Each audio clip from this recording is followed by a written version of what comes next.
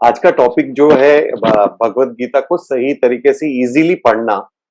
और आप लोगों ने पढ़ा भी होगा, बहुत लोगों ने सुना भी होगा। ऐसा कोई थोड़ा सा अलग करेंगे जो मुझे बहुत फायदा हुआ और उसके वजह से मैं उपनिषद वगैरह पढ़ पाया, क्योंकि नहीं तो हम लोग एक ही बुक को लेके बैठ जाते हैं। तो मैंने बहुत सारे मतलब उपनिषदों को, भगवत गीता को दो तीन वैरायटी के मैंने पढ़ लिया। तो वो मैं कुछ ट्रिक बताऊंगा, लेकिन इसका इसका है ना, सबसे पहले हम लोग बैकग्राउंड जानने की कोशिश करते हैं कि कहाँ से आया है ये। जैसे आप मंत्रा के जो सेक्शन में मेरे साथ जुड़े हुए थे लोग, वो उनको मैंने बताया था कि जो ऋषि, जो सप्त ऋषियां थे, वो क्या करते थे कि मेडिटेशन करते थे समय हायर कनेक्शन से उन्हें ये ज्ञात होता था। ऐसा तो नहीं है कि हमको भगवान ने कोई मतलब ग्रॉस वर्ल्ड में कोई ग्रॉस किताब भेज दी है, ठीक है ना। तो उस जमाने में पहले जब मत्स्य अवतार के समय हमारे पास एक वेदा हुआ करता था, जिसको हम लोग बोलते हैं ऋग्वेदा। ऋग्वेदा और ऋग्वेदा इतना बड़ा था कि उसको पढ़ते पढ़ते लोग, क्योंकि 12 साल का मिनिमम पढ़ाई की जरूरत पड़ती है, तो 12 साल करने के बाद और जानना है तो और 12 साल, और 12 साल, और 12 साल, ऐसे ऐसे करते करते आधा जीवन कट जाता था लोगों का। तो उस समय क्या हुआ, द्वापर युग में वेद व्यास जी ने उस जो एक ऋग वेदा था उसको उन्होंने विभाजन किया और उसको चार वेदास में ये कर दिया, उसको डिवाइड कर दिया।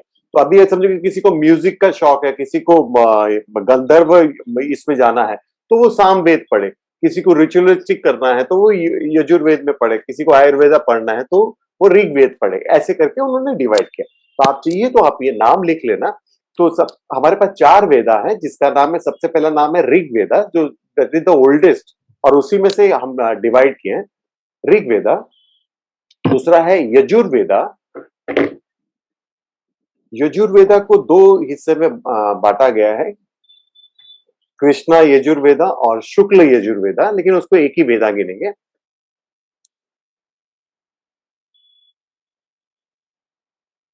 और थर्ड जो है वो है साम वेदा।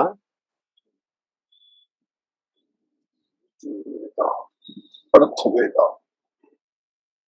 और फोर्थ जो है वो है अथर्व वेदा।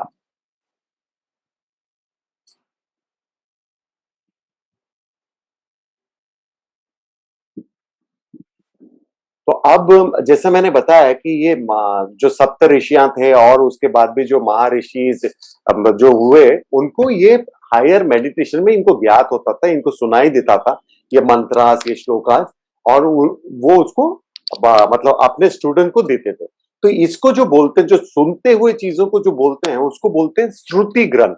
श्रुति, SRUTHI, SRUTI, श्रुति। जो श्रवण करके हम लोग ये करते हैं। हाँ, जो एक दूसरे को, जो गुरु शिष्य परंपरा से चलता है, जो गुरु अपने शिष्य को फिर कान में बताता, मतलब उस समय तो बुक्स वगैरह नहीं थे, इवन ताड़पत्री में भी लिखते नहीं थे। तो उस समय गुरु क्या करता था, शिष्य को बाय हार्ट करवा के फिर वो जो शिष्य जब गुरु बनते थे फिर वो अपने स्टूडेंट्स को बोलते थे। तो हमारे पास ये जो है श्रुति ग्रंथ जो है वो डायरेक्टली भगवान से आया है। और जो दूसरा ग्रंथ है, इसको आप समझ गए, चार वेदास। हाँ, दूसरा जो है सिर्फ नाम के लिए मैं बोल देता हूं, उसको थोड़ी देर के बाद छुएंगे। उसको बोलेंगे स्मृति ग्रंथ।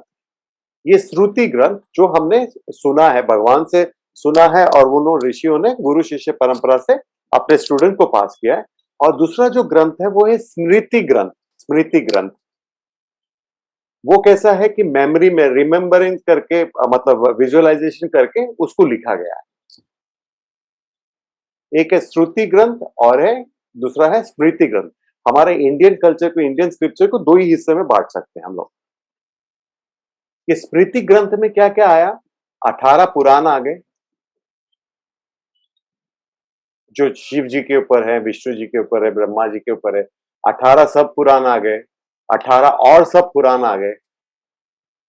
ठीक है, उसमें स्मृति ग्रंथ में आप लिख सकते हैं पुराणास, अराउंड 54 पुराणास है।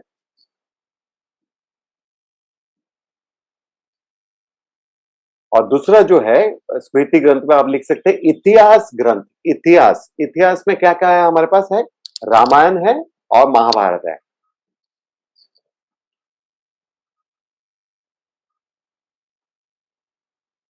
और स्मृति ग्रंथ में क्या लिख सकते हैं, सूत्रा लिख सकते हैं, सूत्रा।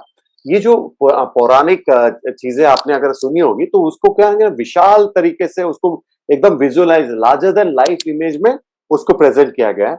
इवन इतिहास ग्रंथ को भी हमारा लार्जर देन लाइफ इमेज में प्रेजेंट किया है। और ये जो सूत्रस है वो क्या बोलेंगे, नट सेल बोलेंगे, छोटा सा एक एक जैसा छोटे छोटे अक्षरों में पूरा किताब लिख दिया। उसको सूत्रास में कौन से सूत्र बड़े फेमस है, जैसे कि ब्रह्म सूत्र है, पतंजलि योगा सूत्र है, नारदा भक्ति सूत्र है, ऐसे बहुत सारे सूत्रास हैं। और एक लिख सकते हैं जैसे आगामा आगामा ग्रंथ बोलते हैं उसको, उसमें जैसे मंत्र, तंत्र, यंत्र, ये तीनों चीजें उसमें आता है आगामा ग्रंथ में। और कुछ कुछ वास्तु के भी चीजें आती हैं आगामा ग्रंथ में। क्योंकि ये स्मृति ग्रंथ है, इसको बहुत बार समय के साथ चेंज होता गया है, बहुत सारी चीजें चेंज होती रह गई। आज अगर आप रामायण को भी देखेंगे ना, आप तो गूगलिंग कीजिए या अमेजोन में जाके देखिए, तो कम से कम आज आज हमारे पास एट प्रेजेंट 300 तरह के रामायण है, 300 तरह के, ठीक है। और ये जो पौराणिक स्टोरी है, कहीं पे ये गणपति की शादी नहीं हुई है, उनको बाल ब्रह्मचारी बताया, कहीं पे ऐसा दिखा है कि वो उनकी शादी हुई है, रिद्धि सिद्धि उनकी वाइफ है, शुभ लाभ उनके बेटे हैं। तो ये जहां पे जैसी जरूरत पड़ी वैसे उन्होंने स्टोरीज बनाकर, इसीलिए उसको माइथोलॉजी भी बोलते हैं। कोई उसका हम प्रूफ नहीं ढूंढ सकते हैं, प्रूफ ढूंढना भी नहीं चाहिए हमें, उससे टेक अवे क्या मिल रहा है उसको लेना चाहिए, उसको किस तरह से वो प्रेजेंट कर रहे हैं और हमें उससे जुड़ने से हमारा क्या फायदा होगा उसको लेना चाहिए। अब ये स्मृति ग्रंथ को हम साइड में रख देते हैं। आप समझ गए होंगे स्मृति ग्रंथ क्या क्या लिख लिया आपने, इतिहास ग्रंथ भी आया, सब आया। अब ये जो चार वेदा है, चार वेदा का कैसा है कि दो हिस्से में आप उसको बांट सकते हैं। एक है कर्म कांड और दूसरा है ज्ञान कांड।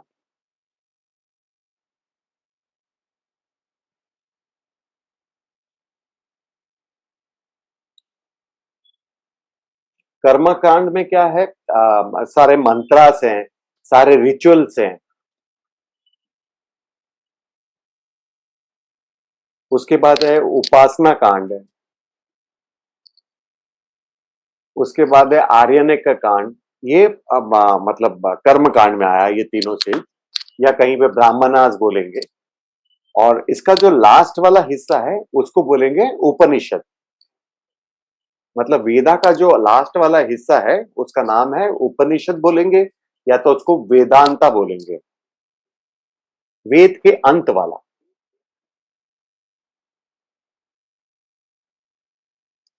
एट प्रेजेंट आज हमारे पास 108 उपनिषद है। और क्योंकि उस समय बुक्स में तो लिखते नहीं थे, उसमें ताड़पत्री में लिखते थे, तो और भी कुछ उपनिषद मिले हैं करके बोलते हैं। तो उसको उन लोग हिस्टोरियन उसको पढ़ के ये करके सबमिट करके उसको फिर उसमें डालते हैं। अभी एट प्रेजेंट हमारे पास 108 उपनिषद है। और ये जो चार वेदा को जो हिस्से में किया है वो वेद व्यास जी ने किया है। और इस शब्द को बोलेंगे अपौरुषीय, मतलब ये काम कोई इंसान नहीं कर सकता, इसलिए ये अपौरुषीय करके आप लिख सकते हैं वेदा का मतलब। और एक वर्ड लिख सकते हैं, क्योंकि वो कोई इंसान इतने कम समय में इतना बड़ा काम नहीं कर सकता, इसलिए उनको विष्णु जी के अवतार भी मानते हैं कि ज्ञान उन्होंने उस तरीके से प्रेजेंट किया। अब ये जो उपनिषद है वो 108 उपनिषद है, और थोड़ा सा वो हायर स्पिरिचुअल लिटी में जाता है वो। तो वो हर किसी के बस की बात नहीं है उसको पढ़ना। जैसे मैंने बताया कि पुराण का ग्रंथ पे कैसा है, लार्जर देन लाइफ इमेज है, उसको सुनने को अच्छा लगता है, उसको विजुअलाइज करने को अच्छा लगता है, उनकी लीलाओं में रहने को अच्छा लगता है। तो जो जनरल मास क्लास के लिए है वो पुराण है। अब पुराण से थोड़ा जब थोड़ा सा इंप्रूवमेंट होता है या थोड़ा सा पढ़ाई में और ज्यादा मन करता है तो लोग भगवत गीता में आते हैं। उसके बाद जो आते हैं वो उपनिषद में आते हैं। तो अब लिख सकते हैं हिंदू कल्चर जो है प्रस्थान त्राई के ऊपर डिपेंड होता है। प्रस्थान त्राई माने 3 प्रस्थान को लेके एक एक कल्चर बनता है। उसको जैसे जैसे मैं अद्वैत वेदांता फॉलो करता हूँ, कोई द्वैत फॉलो करता है, कोई वशिष्ठ अद्वैत फॉलो करता है, कोई दूसरा भक्ति इसमें प्रेजेंट करता है। तो इसमें क्या होता है, इसमें 3 ग्रंथों को अहमियत देते हैं वो क्या देते हैं कि उपनिषद,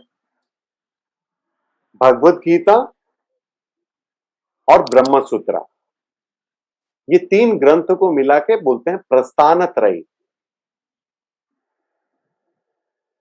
प्रस्थान, so please त्रयी, repeat. त्रयम, TRI, त्रय, प्रस्थान त्रयी। कभी कोई पूछे कि हिंदू कल्चर किसके ऊपर डिपेंड है, तो ये 3 जो ग्रंथ है उसके ऊपर डिपेंड है। अब जैसे कि ये आदि शंकराचार्य, भगवान आदि शंकराचार्य ने जब वेद व्यास जी के बाद फिर से ये नॉलेज धीरे धीरे गायब होने लगा, बुद्धिज्म पूरा कैप्चर हो गया था, सब लोग बुद्धिज्म की तरफ जा रहे थे, फिर आदि शंकराचार्य ने शास्त्रार्थ करके फिर इनको कलेक्ट करके फिर इनका कॉमेंट्री लिखा, और उस समय उन्होंने प्रस्थान त्रयी और जो 4 हमारे जो ये है क्या बद्रीनाथ, केदारनाथ, 4 धाम जो है वो उन्होंने ही मतलब डिसाइड किया उस समय। और जैसे ये आप भगवान आदि शंकराचार्य ने जैसे बताया प्रस्थान त्रयी, अब उनसे कुछ अगर कुछ लोग अगर उनकी बातों में नहीं आते, तो जैसे माधवाचार्य है, रामानुजाचार्य है, वल्लभाचार्य है, जो भक्ति योग के बहुत बड़े गुरु हुए, तो उन्होंने क्या किया, उन्होंने अपने चीजों को बनाने के लिए, अपना एक कम्युनिटी बनाने के लिए उन्होंने यही 3 चीज को ब्रह्म सूत्र के ऊपर कमेंट्री करना पड़ता है। कि ब्रह्म सूत्र का मतलब क्या है कि वो जो भी उपनिषदिक नॉलेज में अगर थोड़ा सा भी क्लैशेस होता है तो उसको क्लियरिटी ब्रह्म सूत्र में देते हैं, ब्रह्म सूत्र में देते हैं। अगर if they don't trust me, if they don't trust my word, they have to write their own commentary on Brahma Sutra, तभी एक संस्था बन सकती है, उसके बगैर नहीं बन सकता। तो जितने सारे संस्था है सबने ये प्रस्थान त्रयी के ऊपर कमेंट्री किया अपने पॉइंट ऑफ व्यू से, ठीक है। अब ये जो उपनिषद जो नॉलेज है, उपनिषद इसको बोलेंगे गीता ध्यानम श्लोका भी बोलेंगे, गीता ध्यानम श्लोका। उसमें 4th नंबर का श्लोका है, if anybody is interested I will send them. उसमें क्या बताया गया है कि सारे उपनिषद जो है, हाँ, वेदा जो है गाय के समान है और उपनिषद उसका नॉलेज है दूध के समान है। और ग्वाला कौन है? ग्वाला कृष्ण जी हैं और बछड़ा जो है अर्जुन है। तो गाय से दूध निकालकर वो बछड़े को पिला रहे हैं। You understood the concept? ये जो भगवत गीता है, सारा जो नॉलेज Please है, repeat the last point. Please repeat the last point. ग्वाला, बछड़ा और उसके पहले? हाँ हाँ, जो वेदा है वो गाय के समान है, उपनिषद जो है दूध के समान है, ग्वाला कृष्ण है, वो दूध निकालकर बछड़े को यानी कि अर्जुन को पिला रहे हैं। तो ये जो पूरा जो उपनिषदिक नॉलेज है उसको कंबाइन करके उसमें से जो best of the best shlokas हैं वो उन्होंने कंपाइल करके वो भगवत गीता में दिया है।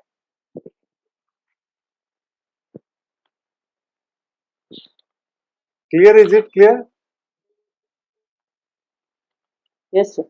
या तो अभी आप जब भी मतलब कोई कोटेशन करता है, कोई गुरु कोटेशंस करते हैं, तो ज्यादा से ज्यादा कोटेशन जो आता है वो भगवत गीता का आता है या उपनिषद का आता है, जो which is very scientific, which is very relevant और इवन अप्लाई टुडे, है ना। तो उसको हम अगर आप उसमें से कभी कोई चीज कोट करते हो ना, तो you don't have to give explanation also, वो आदमी को समझ जाता है कि वो किस किस चीज पे लागू होता है करके। तो हम अभी थोड़ा सा भगवत गीता की तरफ जाएंगे, भगवत गीता को देखने की कोशिश करेंगे। अब भगवत गीता जो है 700 श्लोकास है इसमें। अच्छा, गीता जो वर्ड है उसका मीनिंग क्या है? Song of God, right Neha ji? Yes, yes, absolutely. हाँ जी, Absolutely. हाँ, Song of song God. Of God. तो ऐसे जैसे गीता है, गीता वर्ड को ही बहुत सारी गीता है, जैसे कि अष्टवक्र गीता, उसको कभी शुरुआत में नहीं पढ़ना चाहिए, नहीं तो बहुत कंफ्यूजन हो जाएगा। अष्टवक्र गीता है, हमसा गीता है, उद्धव गीता है, ऐसे बहुत सारी गीता है, लेकिन हम जिस गीता की बात कर रहे हैं वो है श्रीमद् भगवत गीता, जो कृष्ण ने अर्जुन को युद्ध भूमि में कुरुक्षेत्र में दिया।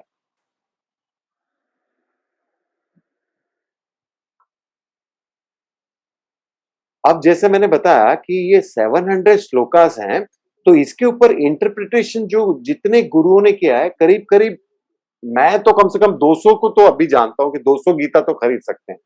ठीक है, जो इंटरप्रिटेशन है भक्ति योग का थोड़ा सा, मतलब 700 श्लोकास ही रहेंगे, लेकिन उसका भक्ति योग का थोड़ा अलग रहेगा, थोड़ा सा ज्ञान योग का रहेगा अलग, थोड़ा सा कर्म योग का अलग रहेगा, थोड़ा सा योगा वाले थोड़ा सा अलग करेंगे उसको। ठीक है ना, उसका इंटरप्रिटेशन आप जिस चीज को ले पाते हो। आपको अगर भक्ति में रुचि है तो भक्ति वाला इंटरप्रिटेशन वाला पढ़ना चाहिए, तो उससे क्या होगा कि आपको उसमें ज्यादा समझ आएगा, ज्यादा मजा आएगा। और ज्ञान योग का है तो ज्ञान योग वाला समझना चाहिए और उसको लेना चाहिए। अब हम देखते हैं भगवत गीता। मेरे पास ऐसे चारों इसका है, मुझे कब कौन पूछता है, किस तरीके से पूछता है, तो मैं उसी हिसाब से उनको जवाब देता हूं। तो अब ये जो फोटो है, ये बड़ा कॉमन सा फोटो है, आपने देखा होगा,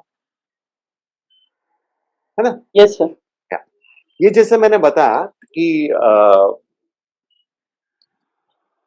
सारे उपनिषद का नॉलेज है, तो इसमें ये देखना जरूरी नहीं, क्योंकि मैं जैसा मेरा जो इष्ट देवता है, मैं जो जिनको बचपन से मानता हूं, वो गणपति जी है।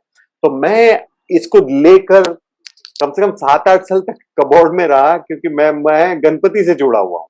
ठीक है, तो मुझे लगता था मैं क्यों पढ़ूं कृष्ण का, ऐसे छोटी बुद्धि होती है ना, तब वैसा सोच आती है। तो अब जब बाद में पता चला कि ये सारे उपनिषदिक नॉलेज है, तो आप चाहे भगवान शिव को मानते हैं, दुर्गा देवी को मानते हैं, या गणपति को मानते हैं, सूर्यदेव को मानते हैं, कृष्ण को मानते हैं, सबके लिए यही कॉमन बुक है, मैनुअल बुक है। ठीक है, क्लियर गीतिका मैडम?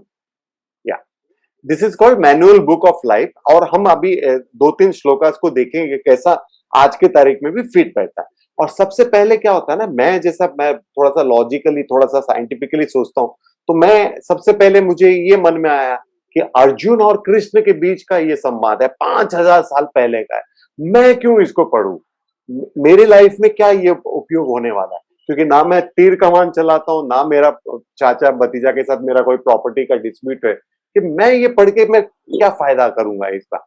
ठीक है ना, तो इस पे हम बात करते हैं।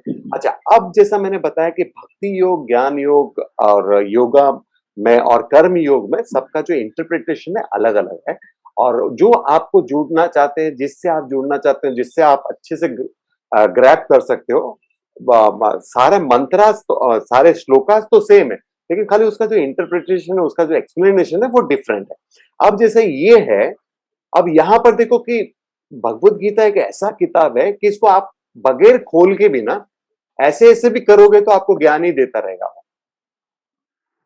ठीक है, अब देखो कि अब यहां पर क्या है, सबको मालूम है, हमने मतलब सीरियल में भी देखा है, ये किस समय की बात है, जब कुरुक्षेत्र में कौरव और पांडव के बीच में युद्ध छिड़ता है। युद्ध चालू से पहले अर्जुन विषाद में चले जाते हैं, डिप्रेशन में चले जाते हैं। तो यहाँ पे ये क्लियर होता है कि देखो, वो नंबर 1 धनुर्धारी था, राजा का बेटा था, 2-3 पत्नियां थी, बच्चे थे, नंबर 1 हर चीज में वो नंबर 1 था, गुड लुकिंग था, लेकिन फिर भी डिप्रेशन हो सकता है।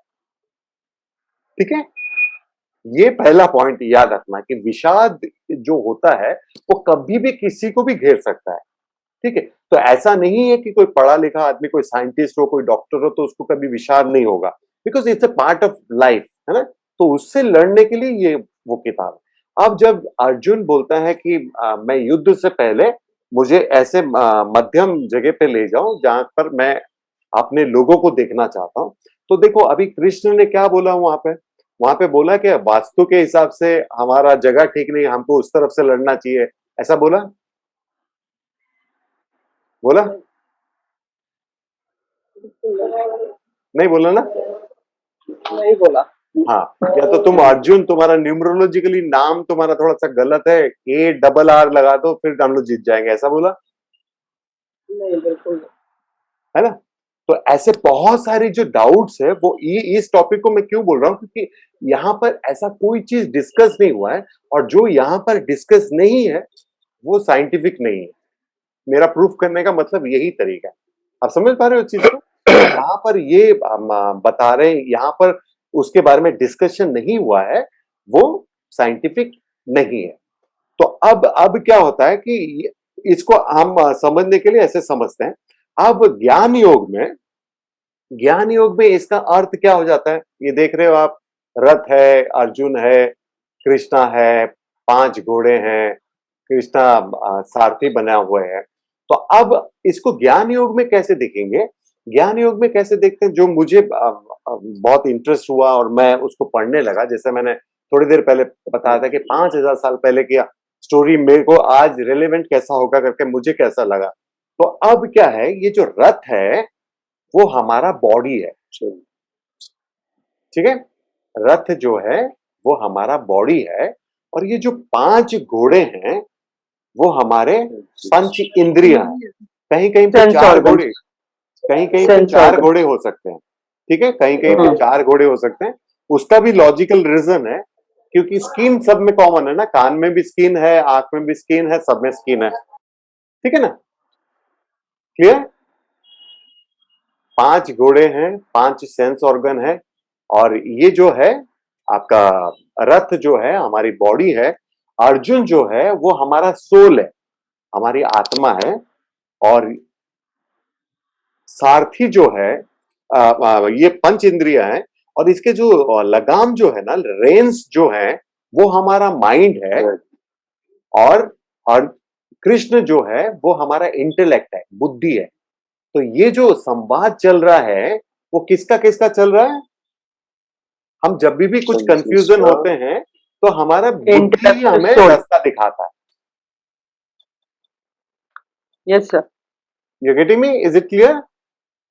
अब देखो, अब जैसे ये पंच इंद्रियां हैं, और जो ये पंच इंद्रियां हैं और 5 सेंस ऑर्गन है। सेंस ऑर्गन क्या है? क्या हम लोग तो हर चीज सेंस ऑर्गन के पीछे भागते हैं, कभी कान को रुझाने के लिए, कभी आंखों को तृप्ति देने के लिए, कभी इसको करने के लिए, उसको करने के लिए। तो अब क्या होता है कि एक घोड़ा भी, अगर समझो कि अब नीचे नीचे किसी की आवाज आ रही है और मुझे वो अनुभव नहीं हो पा रहा है कि मैं, ये किसकी आवाज है, तो मुझे क्या करना पड़ेगा? मेरे कान को लेने के लिए पूरा रथ को खींच के लेके जाना पड़ेगा।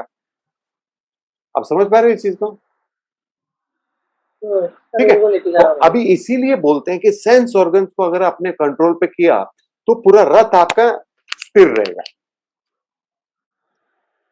ठीक है? तो ये रेंस क्या करेगा? माइंड, एक सेंस ऑर्गन भी, अगर एक घोड़ा भी उस तरफ जाने की कोशिश करता है तो ये जो लगाम है वो उस तरफ खींचेगा।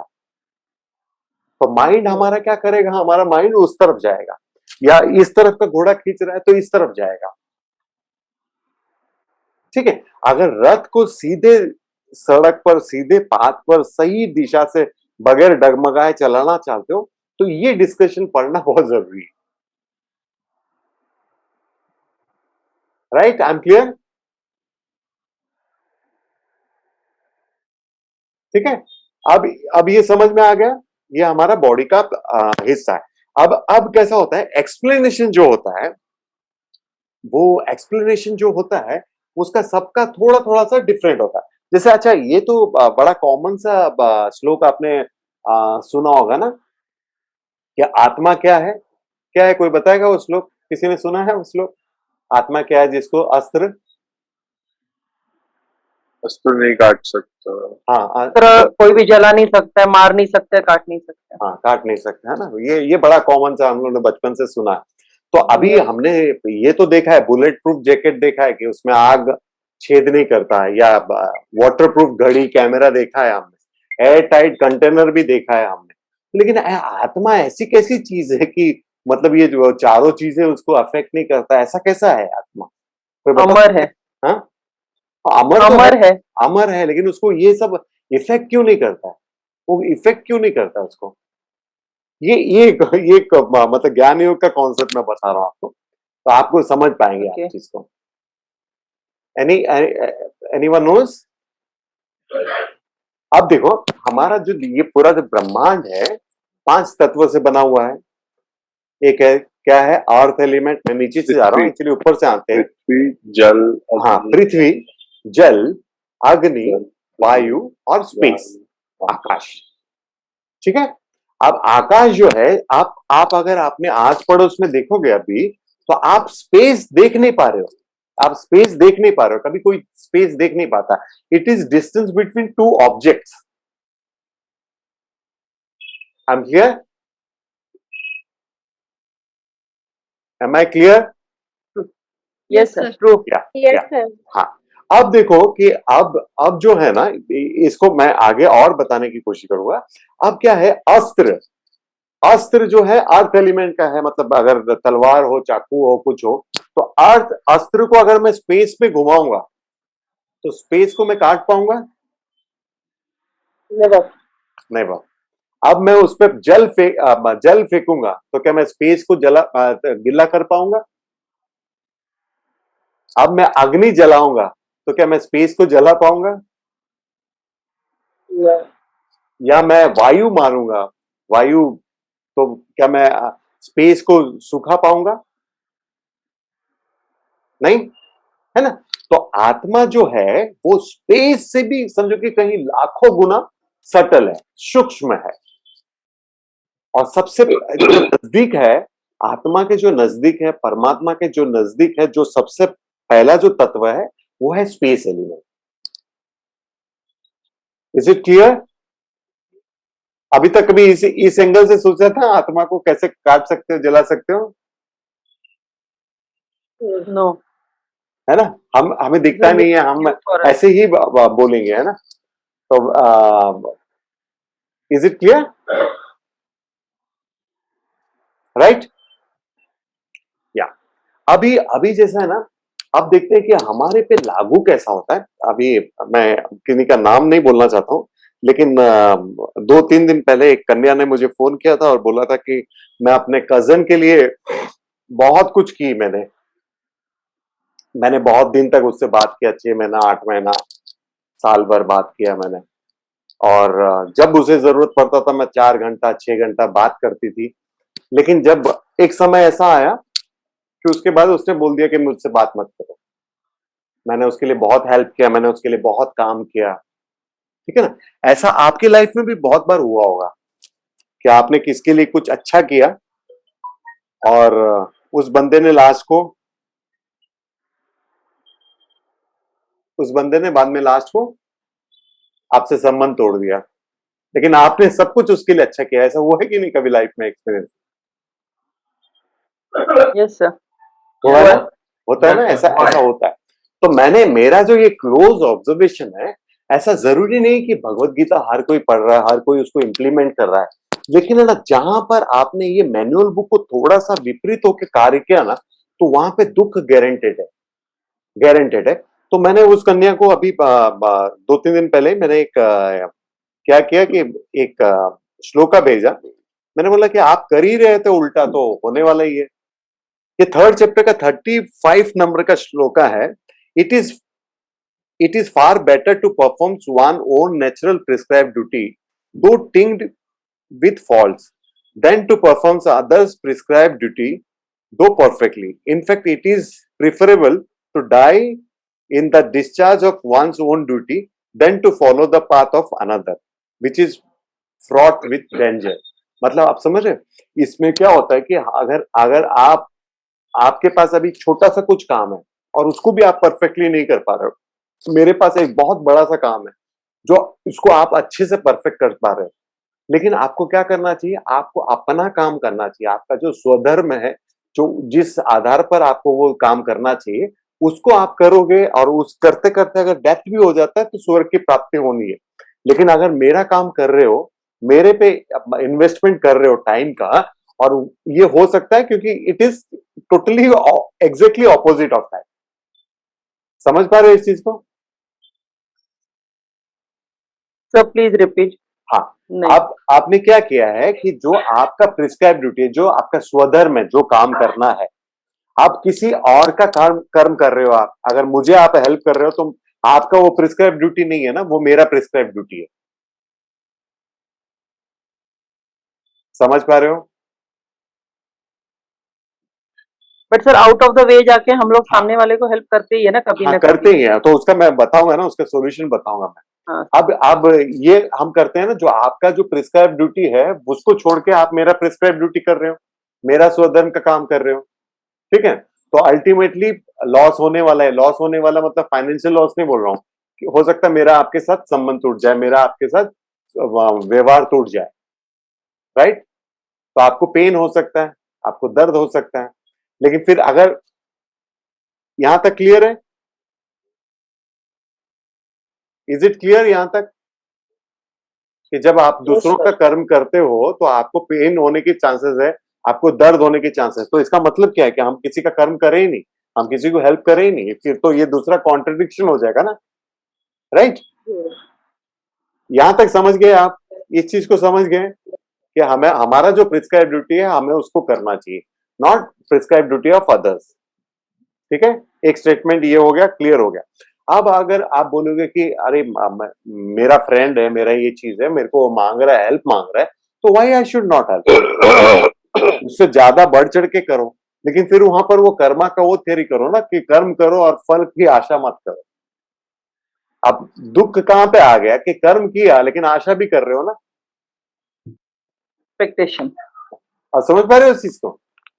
तो ये यस मतलब सर। नहीं कि इसका आप किसी को हेल्प ही नहीं करो, लेकिन जब हेल्प कर रहे हो तो उसमें अपना आशा मत जोड़ो कि मुझे ये मतलब मुझे सुख देगा, मुझे वो मेरे लिए वो कल वैसा काम करेगा। You getting me clear? Yes sir. ठीक है, पहले तो है प्रिस्क्राइब ड्यूटी को विरुद्ध करना, और दूसरा है अगर कर ही रहे हो तो आप वहां पर वो एक्सपेक्टेशन मत रखो कि मतलब कि वो मेरे लिए भी वही चीज करेगा। और एक चीज देखते हैं, जैसे कि ये अभी उस दिन फिट बैठ गया।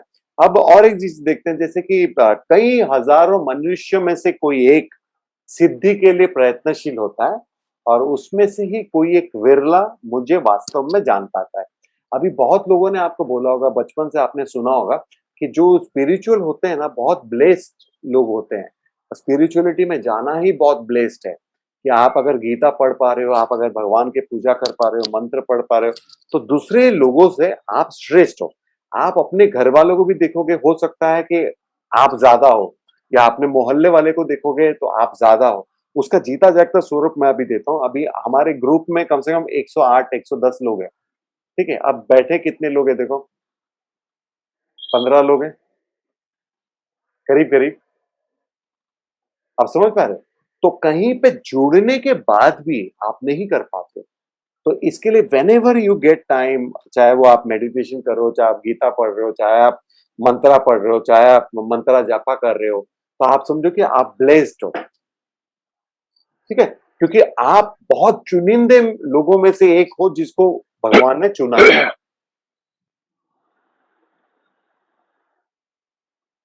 राइट? क्लियर? Yes sir.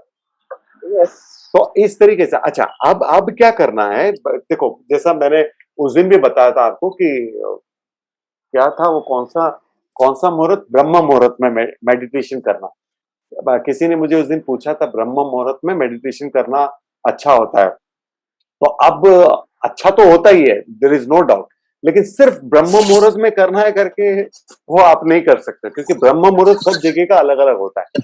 जैसे आज अगर इंडिया में आप महाराष्ट्र देख लो और आप कलकत्ता देख लो, 1 घंटे का डिफरेंस है, टाइम डिफरेंस। हम लोग घड़ी को नहीं चेंज करते हैं, लेकिन सनराइज सनसेट में डिफरेंस है। जो यहाँ पर इलाहाबाद जो है वहां पर हमारा लॉन्जिट्यूड है, तो वहां पर जब ब्रह्म मुहूर्त होता है तो वही ब्रह्म मुहूर्त है। तो आप अगर 1 घंटा आगे रहते हो, 1 घंटा पीछे रहते हो, तो वो ब्रह्म मुहूर्त नहीं होता। तो and that is main made, कहीं पे गीता में भी नहीं दिया है, ना कैवल्य उपनिषद में दिया है, ना कहीं पे दिया है कि आपको ब्रह्म मुहूर्त में ही उठकर मतलब मेडिटेशन करना चाहिए। दैट इज एडवांटेज है, जरूर है, योगियों ने किया है, एडवांटेज जरूर है, लेकिन सिर्फ उसी के लिए आप अगर जाग नहीं पा रहे हो, मेडिटेशन नहीं कर पा रहे हो, तो उससे अच्छा कि ब्रह्म मुहूर्त को छोड़ दो, जिस समय आपको मौका मिले आप मेडिटेशन करो। क्लियर? उसी तरह से भगवत गीता का है ना, 2-3 मिसकॉन्सेप्शन मैं आपको क्लियर कर देता हूँ। इसका सबसे बड़ा मिसकॉन्सेप्शन क्या है कि भगवत गीता का रिस्पेक्ट करो। रिस्पेक्ट का मतलब लोगों ने क्या कर लिया, इसको लाल कपड़े में लपेट कर मंदिर में रख दिया, और कभी कभी पूजा अगरबत्ती कर देते हैं। ठीक है? तो उसका मतलब ये नहीं है कि रिस्पेक्ट का मतलब ये है, ये करो, ये ज़रूर करो, लेकिन इसका रिस्पेक्ट का मतलब होता है कि इसको पढ़ो, ठीक है? बार-बार पढ़ो और चमत्कार तब होगा जब इसमें से आपने थोड़े से भी पॉइंट अगर अपने जीवन में उतारे और मैं उसको 24 आवर्स का गारंटी देता हूँ। जैसे वो बाबा लोग देते हैं ना कि हर चीज़ का निवारण है, मेरा तावीज़ लेके जाओ। तो मैं ये बोलता हूँ कि 7-8 श्लोकास को भी अगर आपने लाइफ में डाला ना, तो 24 घंटे में आपका डिफरेंस आएगा लाइफ में। समझ पा रहे हो? अच्छा, यहाँ पर कहीं पर भी 700 श्लोका में कहीं पर भी हिंदू शब्द का प्रयोग नहीं हुआ है। तो Gita is for whole humanity. ऐसा नहीं है कि सिर्फ हिंदू लोग ही पढ़े इसे, ठीक है? तो अब है ना मिसकॉन्सेप्शन इसका ये निकाल दो कि मेरे को मतलब इसको मंदिर के अंदर ही रखना चाहिए, वो कॉन्सेप्ट निकाल दो। यहाँ पर कहीं नहीं दिया है कि आप गीता पढ़ने के बाद सन्यासी बन जाओगे, नहीं, सन्यास करने का भी बोला नहीं, कभी नहीं बोला, सन्यासी बनना ही नहीं बोला है।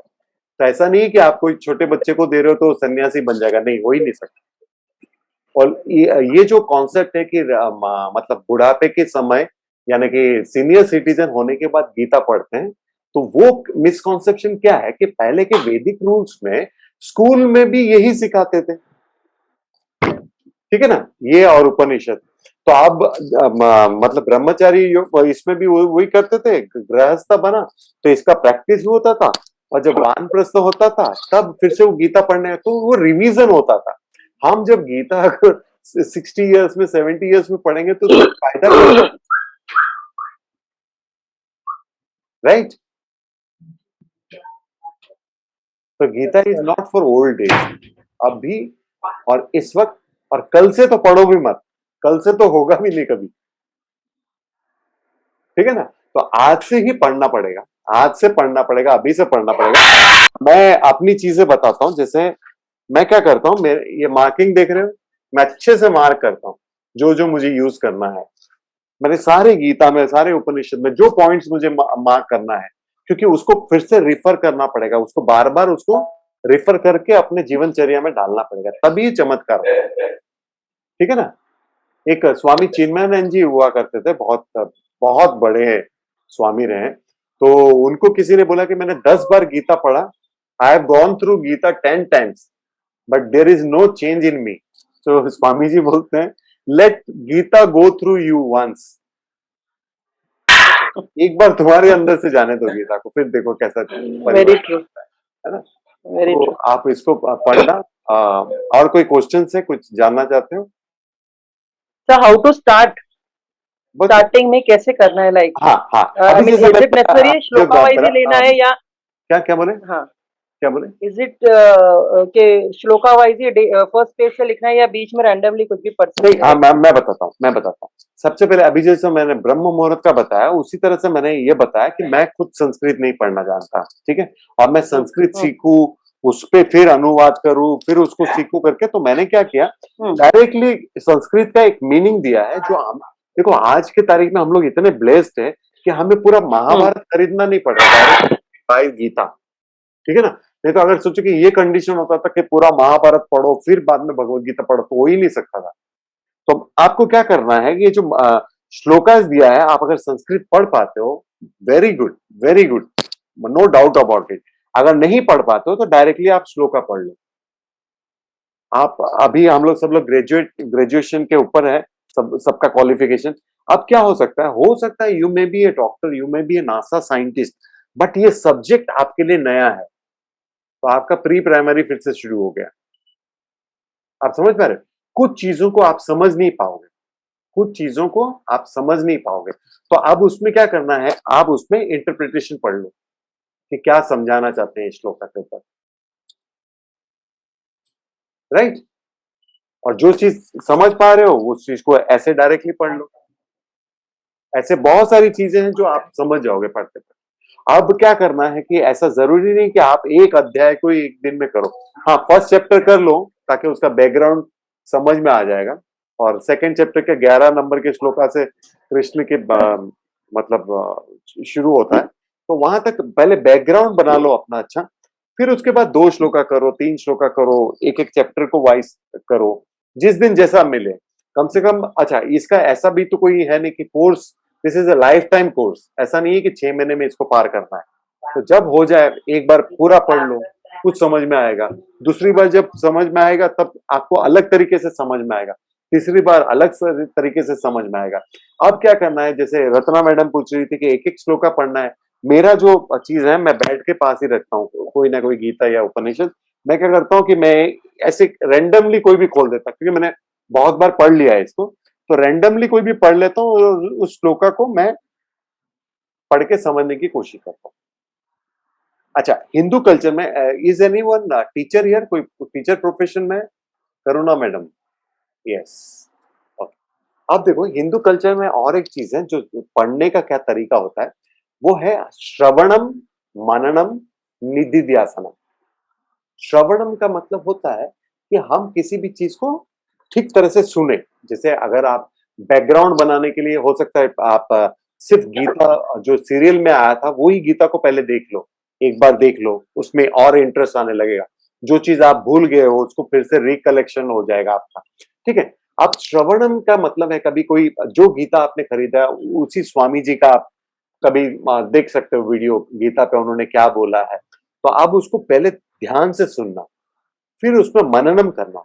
मननम करोगे, जब चिंतन करोगे, तब क्या होगा कि आपका ब्रेन जो है, आपका माइंड जो है खुलता जाएगा, खुलता जाएगा।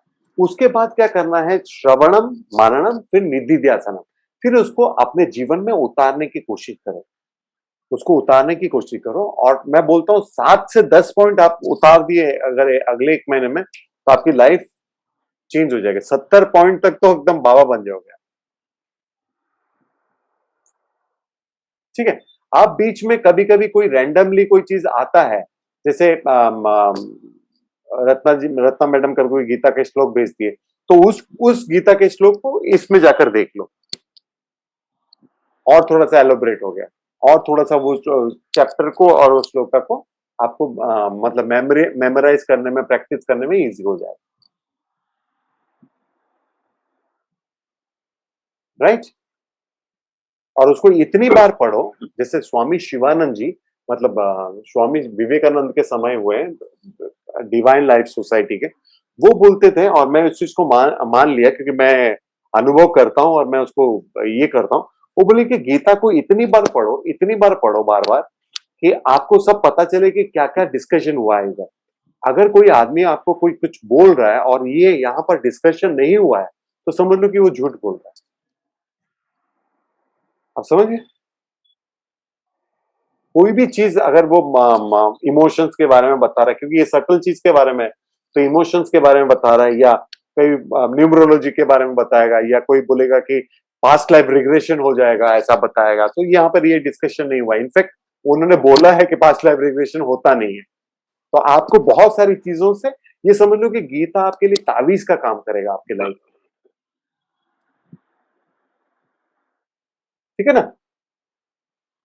Clear? So my second question is, हाँ is there any like easiest version we should start for newcomers, like हाँ हाँ, क्या easy बोलो? way, easy way? जैसे बहुत महाभारत मैंने 2-3 मेरे पास भागवत गीता है, so I found it little difficult हाँ हाँ, when I started, so I नहीं kept it aside, मेरे को समझ में नहीं आ रहा। नहीं, तो आप है ऐसे ना, कुछ है कि जैसे for newcomers which is the easiest way of explanation दिया हुआ है, तो can you नहीं subscribe उसमें some? उसमें क्या होगा, जो गीता आपके पास है ना उसको ही पढ़ने की कोशिश कीजिए। और मैं जैसा बोला ना, आप कंडीशन मत डालिए अपने माइंड पे कि मैं नहाने के बाद, मैं ऐसे करने के बाद, पूजा पाठ करने के बाद ही गीता पढ़ने बैठूंगी। तो आप नहीं सर, मैं रात को कंडीशन, सोने के टाइम लेती थी, मैं हाँ सोने के टाइम पढ़ती थी जब तो एक शांति एक रहता था एक तो श्लोक रात को। पढ़ो ना, एक श्लोक पढ़ो, रैंडमली पढ़ लो, एक दो बार ऐसा ओके रैंडमली कर लो। और इसको उल्टा पुल्टा भी करते रहोगे ना तो भी ज्ञान आता रहेगा, मतलब कुछ भी ओके पढ़ोगे सर, तो ज्ञान आता ही रहेगा। तो वैसे करके देखो पहले 1-2 बार, और फिर मुझे पूछ लेना, मैं श्योर। बता दूंगा आपको। और जैसा मैंने बताया, देखो अभी आपको संस्कृत पढ़ना नहीं है, संस्कृत पढ़ पाते हो, बड़ी अच्छी बात है, नहीं तो डायरेक्टली उसका अनुवाद पढ़ लो, वो सिंपल होता है। अनुवाद को एक बार पढ़ने में समझ में नहीं आएगा, 2 बार पढ़ो, 3 बार पढ़ो, 4 बार पढ़ो। अब फिर भी नहीं समझ में आ रहा तो उसका इंटरप्रिटेशन पढ़ लो और उसको छोड़ दो वहां पे। 2 महीने में गीता सर कंप्लीट करना कोई टारगेट नहीं है, कितना आप जीवन में उतार रहे हो वो इम्पोर्टेंट। सर इस्कॉन की जो गीता आती है ना, हरे राम हरे कृष्ण की जो गीता है ना, वो बहुत परफेक्ट है। उसमें श्लोक दिया है हाँ कि श्लोक के एक एक शब्द का मतलब दिया है, हाँ यानी वो एक पेरा दिया है, फिर नीचे उसका वर्णन दिया है कि इसका मतलब क्या है पूरे तो श्लोक सारी का। गीता में वैसे ही है, सारी गीता में वैसे ही है, और सारी गीता गीता तो में फिर सारी एक्सप्लेनेशन है। गीता हाँ, में। तो वेरी वेरी इजी। फिर उसका तात्पर्य भी हाँ दिया है कि भाई ये कारण हाँ क्या है इसके पीछे का, हाँ तो वो भी तो दिया है। तो very nicely explaining. It it is good, but Shankaracharya जो है ना वो हमारे हिंदू धर्म के बड़े संत हुए हैं, तो उन्होंने बोला था कि नहीं पढ़ना उनका गीता, तो मैंने नहीं पढ़ा। ये है मेरे पास और मैंने बहुत लोगों को गिफ्ट भी किया। I also. हाँ तो प्रभुपद जी का भी बहुत अच्छा है ना, गिफ्ट भी प्रभुपद। किया, पर जब उन्होंने वही प्रभुपाद जी, वही Hare stopped Krishna. Following them. Okay. तो ओके। हम लोग गुरु शिष्य परंपरा को फॉलो करते हैं, और मैंने बहुत लोगों को ये गीता डिस्ट्रीब्यूट किया है। लेकिन बाद में जब उनका उनका मैंने प्रवचन सुना और उनका जो कन्विंसिंग लगा, क्योंकि वो हमारे हिंदू धर्म के सबसे हाईएस्ट ऑथोरिटी है, सबसे हाईएस्ट ऑथोरिटी, तो उन्होंने जब बोला तो फिर मैंने उसको छोड़ दिया। और मुझे ज्ञान योग का पसंद है, और उनका जो है भक्ति योग का, तो वैसे भी मुझे थोड़ा सा क्लैशेस आ रहा था, अच्छा। थोड़ा सा सर अभी एक अभी। क्वेश्चन है। हाँ हाँ सर आप जैसे अभी एक मोबाइल से पढ़ के बता रहे थे एक श्लोक को, हाँ तो अगर हम बुक में देखें तो बुक में या तो हिंदी में है या संस्कृत में दिया है, एक्सप्लेनेशन हिंदी में है और संस्कृत में उसको दिया हुआ है। So is there any possibility कि कहीं पर हमारे को उसका इंग्लिश वर्जन भी मिले, so that it is easy to understand? At times it becomes difficult To it get is English. to get in I have English got all my also. Upanishads in English. I have got all my Upanishads and Bhagavad Gita in English. हुई थी आज। ये मेरे You get in pass all languages. ये मेरे पास नहीं ये लिखा मेरे है, पहला dear पहला customer, your गीता electric था। power will be disconnected tonight at 9:30 p.m. because your previous monthly bill was updated, तो इसलिए हो गया अपडेट। हो गया ना? तो अभी का ये पता काय के लिए दिया हुआ है उन्होंने? किसने बोला? वो लाइट कभी कभी कट होती है। हाँ, तो अब क्या बोला था, ये मैंने सबसे पहला पढ़ना शुरू किया, मुझे भी किसी ने गिफ्ट किया था। तो आपको जो ठीक लगे, आपको तेलुगु में भी मिलेगा, तमिल में भी मिलेगा, रशियन में भी मिलेगा, चाइनीज में भी मिलेगा, सब लैंग्वेज में मिलेगा। तो भगवत गीता एक ऐसा बुक है जो सारे ग्रंथों में, मतलब सारे लैंग्वेज में मिलता है, और सबकी अपनी अपनी चॉइस है। आई एम नॉट देखो, मैं क्योंकि मैं शंकराचार्य जी को फॉलो करता हूँ, और वो ही हाईएस्ट ऑथोरिटी है हिंदू धर्म के, सबसे हाईएस्ट वही ऑथोरिटी है, तो मैं उनको उनकी बात को मानता हूँ। तो ऐसा नहीं है कि मेरे पास नहीं है, मेरे पास दूसरे उपनिषद भी है। सर तो भक्ति और ज्ञान गीता दोनों अलग रहते हैं क्या? दोनों के मतलब अलग है क्या उसके अंदर? इंटरप्रिटेशन अलग हुआ, उनका इंटरप्रिटेशन अलग हुआ। सेम 700 श्लोकास ही होंगे, 700 श्लोकास ही होंगे। उसका अभी जैसा मैं बताता हूँ, मैं क्या हो रहा था, मैं एक श्लोका है जहां पर I don't remember the shloka number, लेकिन उसमें ऐसा था कि जब उत्तरायण के समय डेथ होता है ना, उत्तरायण के समय डेथ होता है तो आदमी मोक्ष मिल जाता है, और दक्षिणायन के समय जब डेथ होता है तो उसको पितृलोक में जाने को मिलता है, ऐसा एक श्लोका में है। तो अब क्या हो गया कि लकीली बोलो या अनलकीली बोलो, मैं उसको पढ़ रहा था, और कुछ एग्जाम्पल भी दिया था कि पितामह भीष्म ने भी, मतलब तीर लगने के बाद भी वेट किया कि उत्तरायण में उनका डेथ होता कि उनको मोक्ष मिल जाए, और दक्षिणायन में नहीं हो गए थे। तो अब उसको पढ़ते पढ़ते मेरा टैंक फुल हो गया था, मुझे सुसु जाना था, ठीक है। तो पढ़ते पढ़ते मैं सुसु चला गया, और सुसु करते करते मैं सोच रहा हूँ, यार मैं अपने यूरिन को रोक नहीं पाया, कोई आत्मा को कैसे रोक पाएगा? आप समझ रहे मेरी बात को? तो मैं समझ रही हूँ। हाँ, तो मैं अपने अगर यूरिन को रोक नहीं पा रहा हूँ तो मैं आत्मा को कैसे रोक पाऊंगा? ऐसा तो पॉसिबल नहीं होगा। मैं ऐसा विचार करने लगा, फिर आया, गीता बंद कर दिया, मैंने रख दिया, मैं बोला नहीं, I am not able to take it. फिर मैंने जब उसी श्लोका को मैंने 3-4 और इंटरप्रिटेशन सुना, तो अब देखो मैं बताता हूँ, अब योगा वाले इसी चीज को कैसे बताएंगे। ये भी करेक्ट है, जो जिसको ले पाते हैं। उत्तरायण होता क्या है बोला तो, जहाँ पे हम लोग पतंग उड़ाते हैं ना, जनवरी 14, यस जनवरी मकर 14 संक्रांति। से मकर संक्रांति मकर से संक्रांति। हाँ, जनवरी 14 से लेके जुलाई के 13 तक उत्तरायण का समय होता है, 6 महीने। 6 महीने। हाँ, फिर जो जुलाई के 14 से लेके फिर जनवरी के 13 तक होता है दक्षिणायन। दक्षिणायन का। ठीक है, तो ये 6 महीने का होता है। तो 6 महीने का होता है। तो अब योगा में कैसे बताया कि सूर्य और इसे चंद्र के बारे में। तो योगा में कैसे बताया? योगा में बताया कि ये जो नाक आपका, ये सूर्य नाड़ी है, ये चंद्र नाड़ी है। तो आप अगर यहां से डेथ हो रहा है, अगर समझो कि राइट हैंड नाक से सांसें जाते समय डेथ हो रहा है, तो फिर आप मोक्ष में हो। और यहां से हो रहा है तो आप इसमें हो। ठीक है, योगा में। तो वो भी मुझे उतना पसंद है। मगर ये सांसों पे कौन ध्यान देगा, कब कौन मर रहा है। तो अब जब मैंने ज्ञान योग का पढ़ा तो मुझे वो आकर्षित किया। वो क्या हुआ कि ज्ञान योग में क्या बोलते हैं कि सूर्य क्या है? प्रकाश का मार्ग है। जो है डार्कनेस का मार्ग है। ठीक है ना? प्रकाश मार्ग का मतलब क्या होता है? जैसे ही आपको आत्मज्ञान हो गया, आप प्रकाश के मार्ग में आ गए। यस। फिर उसके बाद आप कहीं पे भी डॉग ईटर करके बोला गया है, जो सबसे नीची जाति का होता है, चाहे वो डॉग ईटर बोलते हैं, जो चंडाल बोलते हैं उसको। तो बोलते हैं अगर वहां पर भी कोई जाकर एनी टाइम डेथ होता है उसका, तो उसको मिलता है, क्या मिलता है? मोक्ष। तो ये कॉन्सेप्ट मुझे अच्छा लगा। फिर मैंने जैसा मैंने आज आपको प्रेजेंटेशन दिखाया ना, तो वैसे मैंने बहुत सारे जो स्वामीज बाबाज हुए हैं, जो जिनको हम पूजा करते हैं, चाहे भगवान रामकृष्ण परमहंस हुए, रमना महर्षि हुए, बाद में नित्यानंद स्वामी, जो सबका मैंने डेट जाके देखा, तो सब लोगों का दक्षिणायन में था। अच्छा। आप समझिए, तो हम उनसे तो बड़े नहीं है। तो उनका जो तो मुझे वो कॉन्सेप्ट अच्छा लगा। तो मैं इसीलिए ज्ञान योग में आया। मैंने इसी श्लोका की वजह से मैं ज्ञान योग में आया। ओके। ठीक है, एक्सेप्ट फॉर स्वामी शिवानंद जी, वो एग्जैक्टली सेम डेट पे हुए हैं, सेम डेट पे। बाकी जितने सारे मैं बाबाओं को जानता हूँ, जितने पूजनीय बाबा हैं, जिनको हम पूजा करते हैं, तो सब लोग दक्षिणायन में गए। अच्छा। ठीक है ना? तो वो मुझे आकर्षित किया, इसलिए मैंने उस चीज को पकड़ लिया। तो आप हो सकता है आपको भक्ति का अच्छा लगे, आप इस्कॉन वालों का भी गीता पढ़ सकते हो। मैडम नेहा मैडम भी पढ़ती है, बहुत सारे पुराण भी पढ़ती हैं वो। अच्छा ही है, ये सिंपल लैंग्वेज है।